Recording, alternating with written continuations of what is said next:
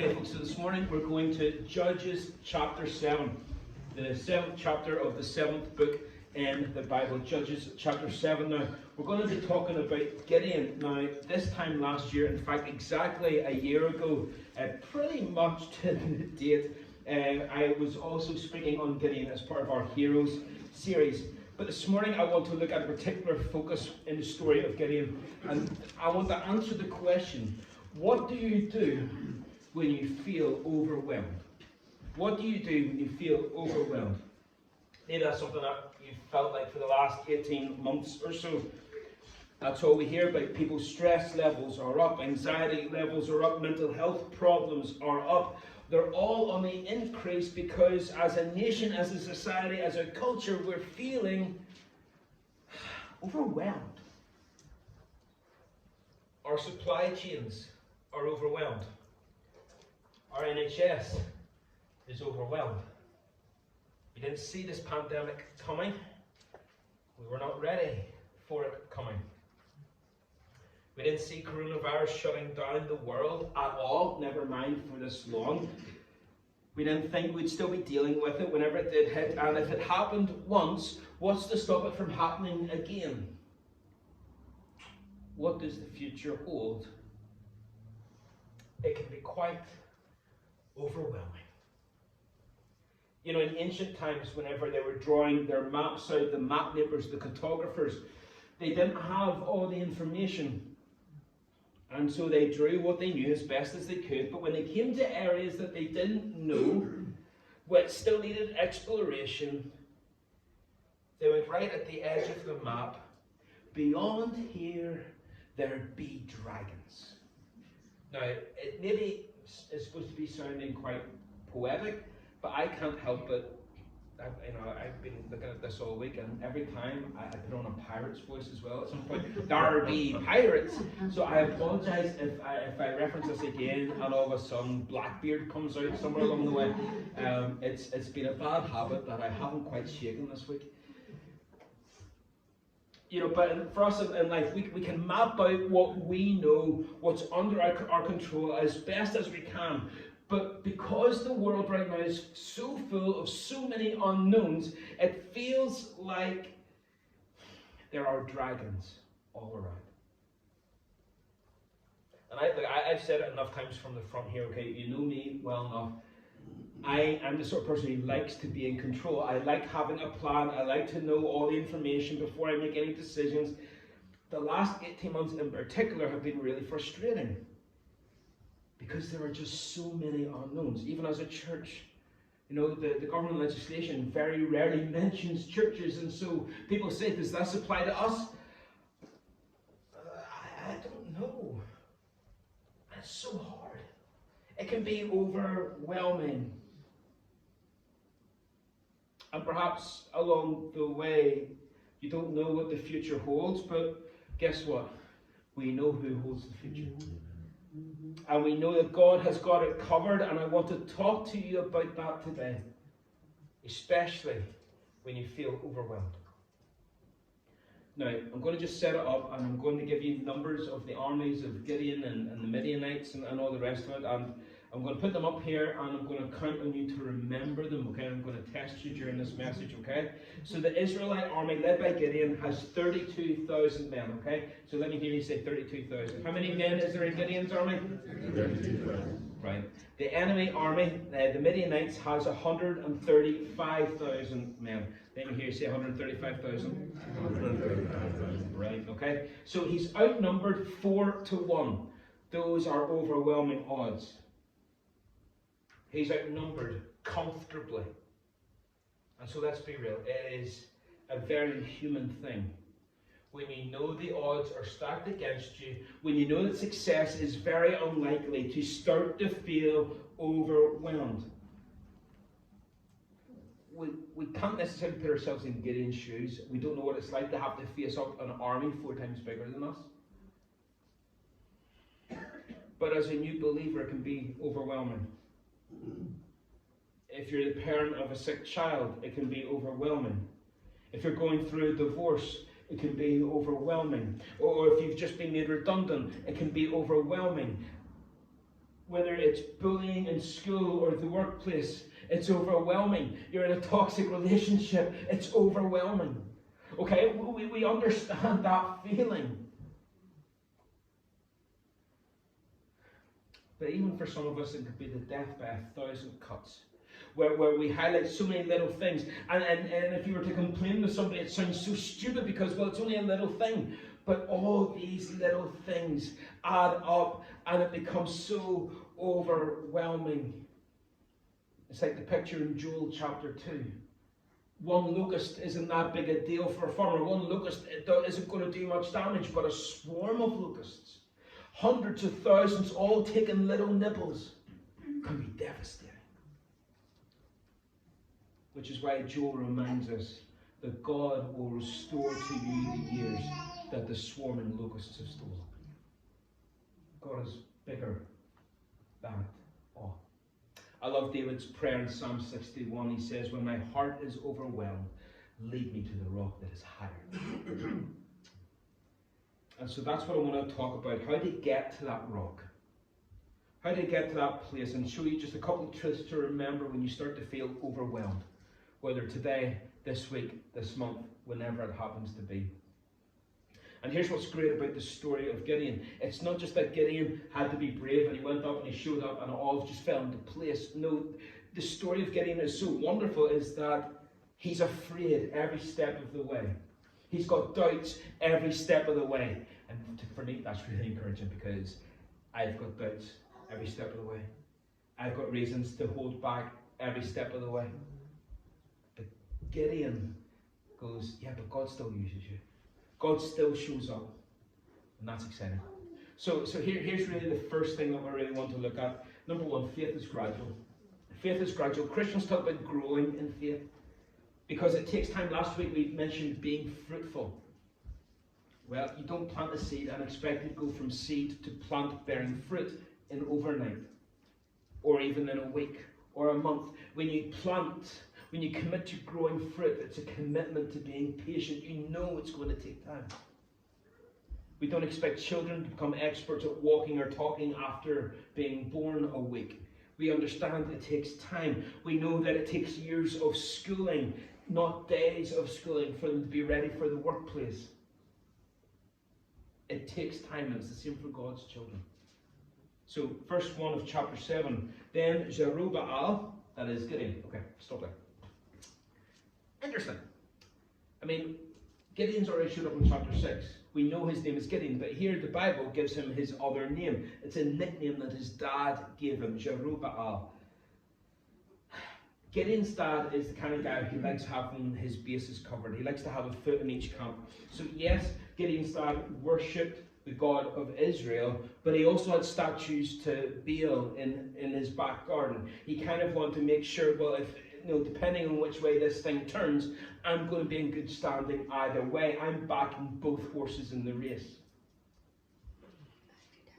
So then Jerubbaal is there to remind us that Gideon, even though he's going to be used by God, he's starting with baggage. He's starting with stuff going on in the background. He is there to be used by God, but he's already got this baggage before we start. But if you know your Bible, you know that Gideon isn't just an Old Testament hero. He's also a New Testament hero. Okay, the writer of Hebrews gives us a list and we call it the Hall of Fame or the Hall of Faith. And he lists all these wonderful examples and then turns around and says, and time would fail me to tell you of Gideon and Barak and Samson and Jephthah. So he starts with fear. That's not where his story ends. Remember back in chapter 6, we meet Gideon and he's hiding from the enemy. He's supposed to be working the grain up at the top so the wind can get rid of all the waste. He's doing the opposite. He's down where the wine gathers after being pressed at the bottom of the valley. He's hiding. And an angel shows up. And while Gideon is hiding away from unwanted attention, he's hiding away. He doesn't want to, stay low, don't rock the boat, just get on through it. His dad pandered to the enemy. Gideon just tried to avoid it altogether. An angel shows up and says, hey, what's up, you mighty man of valor? And I'm guessing Gideon's kind of going, Me? Me? Oh, for real, me, right, okay. Because this was not a man of valor. Who's he talking to, this angel? He's talking to the man that Gideon would become. It's not really exciting when God sees that you're scared, but can still see the person who can make a difference. It's class. And so this angel tells him to cut down the statue of Baal at your dad's house. Cut it down, burn it, get rid of it. And what's interesting is that Gideon's name means hacker, the one who cuts down. So God shows up, the angel shows up and says, okay, Gideon, listen, first things first, let's start to live up to your name. Let's start living up to your name. Now, why would God ask this of him? Is the statue in his dad's back garden really the biggest thing that's going on in the world? Nope. Is it going to change the big picture things? Nope. But before God's going to ask him to lead an army in public, he wants him to start addressing things in private. Baby steps. Before you start taking the platform, before you start stepping on toes and leading people, you've got to work on things privately. You've got to start in your own backyard. And so he starts in his dad's own backyard. But before he even cuts down the statue, he's got fear. Verse 27 of chapter 6 says, because he feared his father's household, the men of the city too much to do it by day, he did it at night. So, okay, so you can say, well, that's just practical. Don't rock the boat too much. If you're going to do it, be obedient, but don't be stupid. Don't take risks. Maybe. But it's interesting that even as he starts to live out for God, as he starts to obey God, fear is still there. God calls him to do something. He does it. Praise God. That's more than what he was doing before. But he's still timid. He's still scared. He's worried about what family will think about him. He's worried about what their friends will think about them. Folks, if you have to wait until you're not scared before you start living for God, you will never start living for God. Alright? Courage is about doing the right thing even when you know you're terrified. Because it's the right thing. And we're told in verse 34 of chapter 6, the Spirit of the Lord comes upon him. Well, that's a good thing. Alright? The Spirit of the Lord is in him. Okay? That's a good thing. That's showing that God is endorsing him. He's enabling him. But even when he's filled with the Spirit, he's still scared. Okay? This idea of being Spirit-filled suddenly means, I'm not worried about it anymore. No. He's filled with the Spirit, but still scared. He's still fearful because he says, look, I need a sign. I need a sign if I'm going to do this whole army thing. And so God gives him not one sign, not two signs, but three signs. Okay? There's a rock that bursts into fire and consumes the sacrifice. Pretty good sign, you know. Say, well, if you're going to take on the enemy, look, I can make things, spontaneously combust. It's a good sign.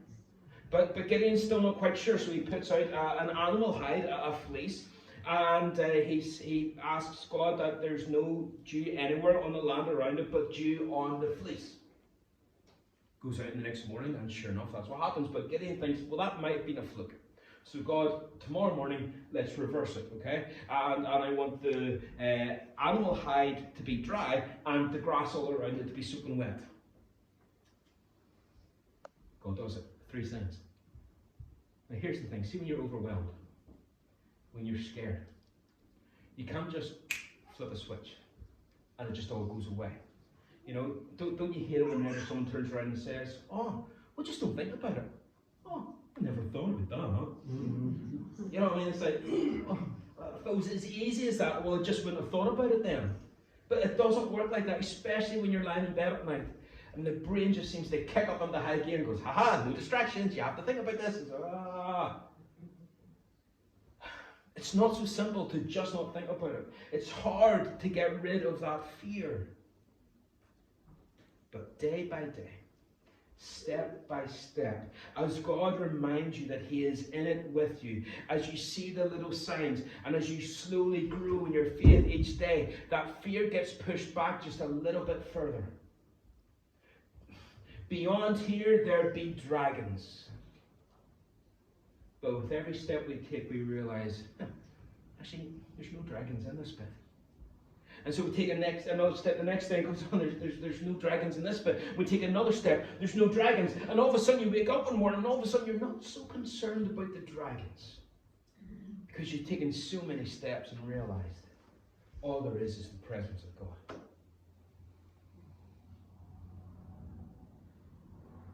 Gideon would lead an army in what would become the defining story of trusting God against the odds. Gideon and his army. But he started out fearful long before he ever became faithful. He was scared, he was overwhelmed. But that's only the start of the story. In Psalm 144, it starts verse 1 by saying, "Blessed be the Lord who trains my hands for war and my fingers for battle." It's a journey. It's a process. This life that we live is God's classroom. And it's through the trials and through the testing moments, that journey of faith, we're a work in progress. As we said last week, He is not finished with you yet. Second thing that I want us to see is not only is faith gradual, but God's maths is different. God does weird maths. He does. He does it very differently than we do. So, remember, how many people are in Israel's army? 32,000. Okay, some of you are still awake, okay? And what about the Midianite army? How many's in it? 125,000. Okay, yeah, you're getting it. 32,000 versus 135,000. 4-to-1 odds. Verse 2. The Lord said to Gideon, "The people with you are too many for me to give the Midianites into their hands, lest Israel boast over me, saying, mine own hand has saved them." So God comes to Gideon and says, "Look, we need to have a talk about the size of the army." And Gideon's going, "Oh, thank goodness, because actually I was wanting to come and talk to you about the size of the army. We need lots more men." And God goes, "Actually, it's not too small. I think the army's too big." What? That would have been a shock to the system. You're already overwhelmed. You're already crippled by fear. And now, already in the conversation, things are getting worse. But then it's human nature to think that size is everything, isn't it? We tend to think that more is the solution, that bigger is better. If our income doubled, our problems disappear and we wouldn't have any worries. Or that if the church was bigger, it must be a better church because bigger is better. Right? But when things are large and resources are abundant, and there's lots of people and there's lots of things going on, it is often harder to trust God when we put our trust in our resources instead. You ever hear someone say, "Well, look, it's okay, we've got plenty of money in the bank to cover us," instead of saying, "It's okay, God is with us." It's a very different way of thinking about things, about where you put your trust. Those resources in the bank certainly may be from God, but it doesn't take much faith whenever the cupboards are full. When the money's in, the crowds are there. Sometimes churches get wowed by size and statistics. They think that they're strong because they're big. It's a misconception. This is what Gary Enright wrote, just a little bit what he says. He says, "You cannot be too small for God to use, but you can be too big. That is why, as you look around, you'll see God working in a powerful way in the lives of some very weak people." Now, I hope that encourages you. That's the intention behind it. I hope it encourages you, because if you're thinking, "Oh man, I just feel so weak, I feel so useless, I feel like so overwhelmed," perfect. You're a great candidate for God to use. Do you know that? God has chosen the foolish things of this world, the weak things of this world, to confound the mighty and the wise. But hold on. 32,000 to 135,000, and you're telling me I've got too many? But notice what God actually says. It's not too many for Gideon. God says it's too many for me. Too many for me. Gideon, I know it's not enough for you. I know that you think we need 5 times more people just to stand a chance in this battle. But there's too many for me. Because whenever I give you the victory, and by the way, I am going to give you the victory, but whenever I give you the victory, they're going to think that it was about their bravery and their tactics and their stamina and their strength. Listen, if I'm going to bring the victory, let's make sure that I get the glory. See, but here's the thing, and I want you to write this down if you take notes, okay? Write this down. Difficulty must only be measured by the capacity of the one doing it. Is running a 10K hard? Depends who you're asking. For me, 10K is going to be pretty hard. But there's guys in the church and they do it often enough to say, listen, it's not fun, but yeah, we can do it, no problem.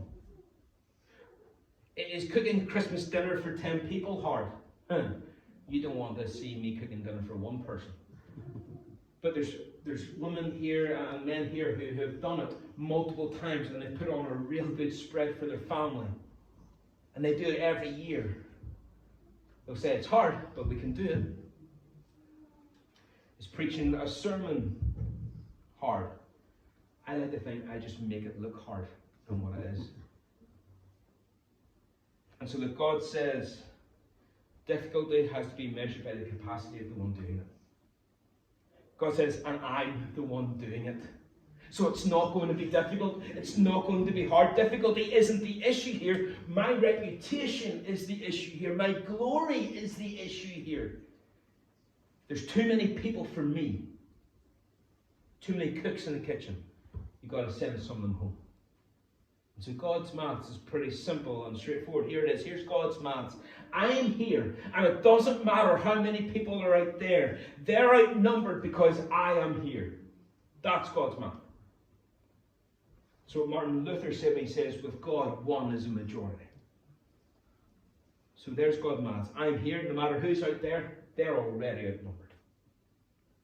God is never outnumbered, and he is never overwhelmed. There's a great story in the Old Testament. Elisha, the prophet, 2 Kings chapter 6.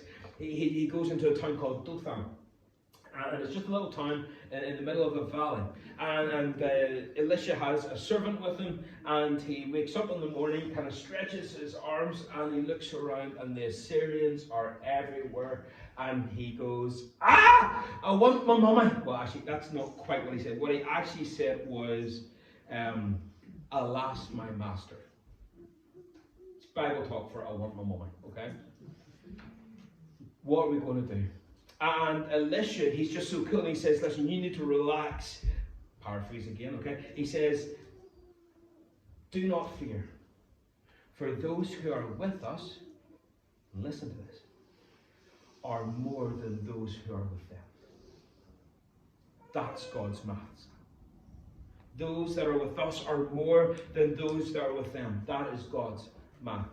So let me throw something fun at you here. In Deuteronomy 32, before this was written in the law, God promised his people, he says, listen, if you obey me, if you do what I say, if you keep my commandments, okay, listen to this, 1 man shall chase 1,000, and 2 will put 10,000 to flight. How's that for maths? According to God's mathematics, Gideon only needed 27 people to beat the 135,000 of Midian. All of that to say, don't be surprised if God starts trimming your resources. Say, but God, I don't have enough. No. It's too much for me.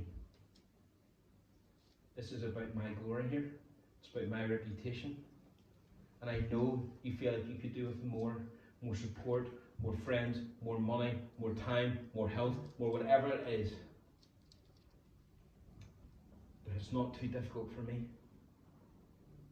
Trust the math. So don't be surprised if God starts trimming your resources, if he starts tearing down some of your strength and you say, man, I'm not as strong as I used to be. I don't have all the things that I used to have. I feel weaker and weaker and weaker. That's what Apostle Paul felt like. Remember when he says that he had this thorn in the flesh in 2 Corinthians 12? And God came back and says, but your strength is made perfect. My strength is made perfect in your weakness. So God's math is done differently. You have enough when you have him. Don't come to God and say, oh God, you don't see how big my problems are. You don't see how many they are. They're overwhelming.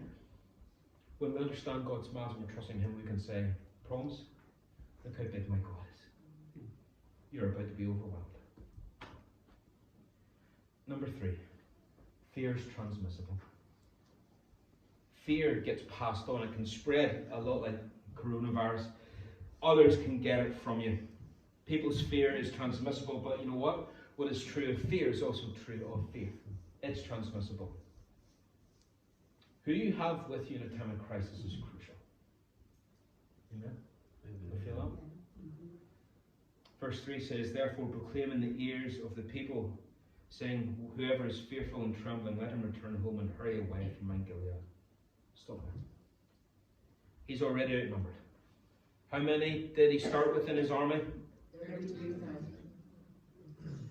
How many are they against? He's already outnumbered. And then God says, whoever's scared, they can go home. Now, Gideon's not expecting anyone to go. He knows his army, the band of brothers, they're strong together, they've got each other's back. Nobody's scared of my army. End of verse 3, and 22,000 of the people returned, and 10,000 remained. 2/3 just walked out on Gideon. They just bailed. See you, I'm going home to my mummy. And all of a sudden, 4-1 becomes 13-1. 10,000 against 135,000. Since he started talking to God, things have got worse for Gideon. You ever feel like that? But here's the thing, God is asking Gideon to stick to the principles that he knows. He's asking Gideon to follow the Jewish laws, to not make compromises just because he's overwhelmed. Just because you're stressing, just because you're anxious, you don't get to skirt around some of the principles that God has taught.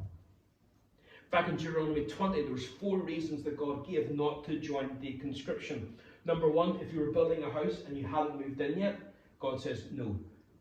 You stay there, you move in. Or number 2, if you planted a vineyard and you hadn't eaten from it yet, you stay there, you enjoy the fruit of your labour. Number 3, if you were engaged but not married yet, you go home, you fulfill your vows to your wife. And I love that idea of people finishing their commitments. You finish what you started, completing the tasks, keeping your promises. God wants his people to be honourable people. I love that. And now he's asking Gideon to stick to these principles that he already knows. Stick to what I've already shown you, Gideon. Stick to the principles that I've taught you. It's enough. Because the 4th reason, and it's verse 8 here of Deuteronomy 20, it says, those who are fearful and faint-hearted, let them go and return to their home, lest the heart of his brethren faint like his heart. God knew that fear can spread. And he didn't want people who were in his army to start running away in the middle of the battle. Because if you've got 2/3 wanting to go, that means the guy on this side of you and the guy on this side of you, you're going to turn around and they're going to be away. And what does that do to you? Who's brave enough to stay? It exposes you, it makes you vulnerable, and it probably makes you want to run away as well. Better to have a smaller group of trustworthy friends around you than a ton of fair weather friends. We know this as we get older. We've known what this is like when people walk away, whenever the good times go away. And the true friends stay. When you feel overwhelmed, it's different to just being stressful. Okay, we all get stressed. But see, when you have several things piling up and they get bigger and heavier and you start to feel overwhelmed, it's like stress on steroids, and it just gets so much and so hard. You don't need people around you that are going to bail. You don't need people around you that are going to fill you with fear. You need people around you that are going to fill you with faith. They're the ones who are going to come and carry you through. They're going to be the ones who are going to let you lean on them. So not only do you need fearless people, but you need people who are alert, people who are watching, people who've got your back, who are ready for action. Have a look at this in verse 4. So now you've got 10,000. There used to be 32,000. They've still got 135,000.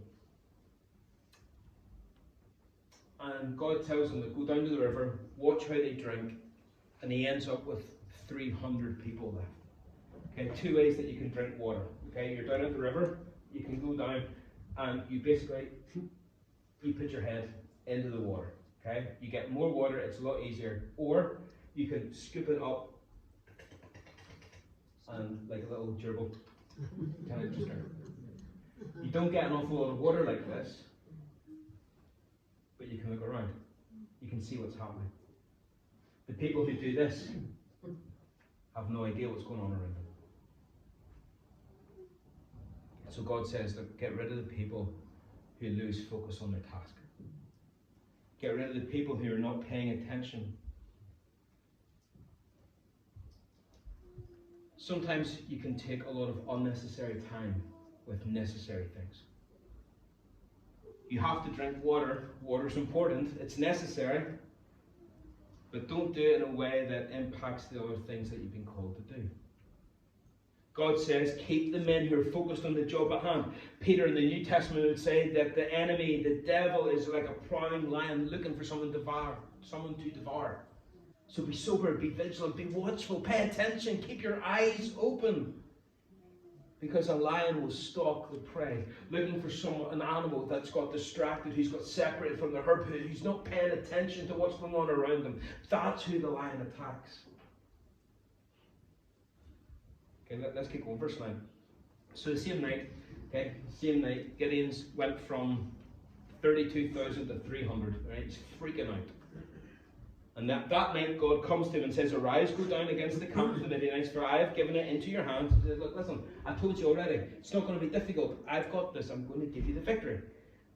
But if you are afraid to go down to the camp,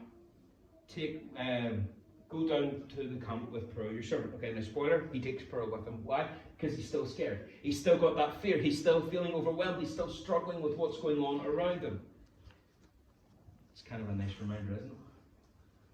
He's leading the army, he's being obedient, but he's still got questions. He's still not always sure about what God is doing or how he's going to do it. He's still feeling overwhelmed. So they sneak down to the camp, verse 13. When Gideon came, behold, a man was telling a dream of his comrade, and he said, behold, I dreamed a dream, and behold, a cake of barley bread tumbled into the camp of Midian, and came to the tent and struck it, so that it fell and turned it upside down, so that the tent lay flat. And his comrade said, this is no other than the sword of Gideon, the son of Joash, a man of Israel. God has given into his hand Midian and all the camp. So Gideon arrives down. Okay, this army fills the valley below. 135,000. The camels are more than grains of sand on the sea, we're told. Excuse me. Yeah, it just so happens that Gideon happens to hear the two guys at the edge of this great big encampment talking about a dream. I says, hear this dream. What's up with that? I says, I'll tell you what's up with that. Gideon's going to win. And Gideon just happens to be there to hear that snippet of that conversation at that moment in time. Now here's what I want you to get away from this. So often we're scared to talk to people about our faith. We're so scared about what God is going to do. We're afraid to engage with unbelievers. We're intimidated. What if they ask a question that's too hard? What if I don't know the answer? What if I have a silly question or a silly answer? And what if they trick me and they're smarter than me? And oh. But you know what? Sometimes if you listen to what other people are saying, when you really listen, they'll betray their true feelings. Gideon listened to the enemy, and he came away rejoicing. Because sometimes what happens is when you take time to listen, it will show you that God has already been at work in their lives. Don't be scared of the enemy. God is already there working in their hearts. He's already there before you get there, dealing with him. Okay, dreams for Gideon could be any number of things for you. Someone who asks a question about your faith, it might seem out of the blue for you, but it's not out of the blue for them. Something's been churning in them to ask this question. God's been working in their lives. God's already there at work. Next time you feel overwhelmed, remember that. God's already there, working ahead of you. And finally, verse 15. When Gideon heard the telling of the dream and its interpretation, he worshipped. Worshipped. Worship is absolutely essential, because here's what I want you to notice. Gideon worshipped before the battle, not after the battle. That's impressive. He probably worshipped after the battle, of course. Praise God, we won. But before the battle, he was a worshipper before he was a warrior. You see, worship reorientates you. When you're in the battle, it keeps you focused on God. It keeps you focused on the right things. Seriously, if you're struggling, if you find it tough, get the worship music on. Give yourself 10 minutes.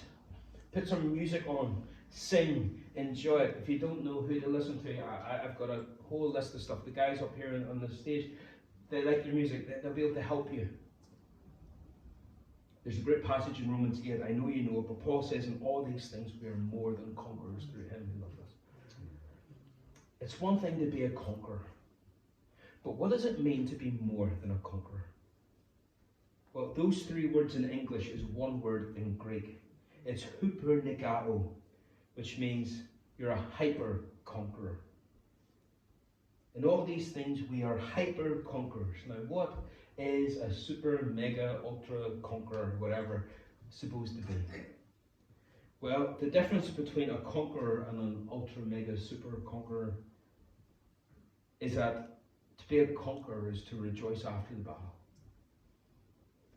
To be more than a conqueror means you can rejoice before the battle. And that's Gideon. Now, finally, he goes, boys, the Lord has given the enemy into your hands. God's been telling him that from the start. Right from when he says, oh, mighty man of valor, he's been trying to tell him, look, I've got you in this, but now, finally, Gideon is starting to believe it. His faith is growing. He says, guys, let's go. Let's march down. That's how you stand when you face overwhelming odds. That's how you stand up to the devastating news. The Lord is already there ahead of us. We don't need to be afraid. Folks, listen, as you map out this week, as you map out decisions, as you map out things ahead, as you look ahead, you might be tempted to say, I don't know what the future holds. I don't know what happens. It's been a bad year. It's been a bad couple of years. It's okay. We know. We've all been there. We're all there. Maybe you're afraid. That's okay. It's okay. You're learning. We're all getting our faith feet on here. We're all trying to grow. But I need you to know that God's got you covered. God's got you covered in this. Whatever it is that you've got going on, God has got you covered. If he's brought you to it, he will bring you through it. But you don't need to stay in fear. So as you look at your future and you map it out, instead of saying, beyond here, there's dragons. Beyond here, I don't know what's happening. It's scary. How about instead of that, we say, beyond here are the everlasting arms of God. Who holds you right where he wants you, because he's enough. I'm going to look beyond my circumstances, my trials, my problems, to see the King of Kings and the Lord of Lords, and through worship I will remind myself those who are with us are more than those who are with them.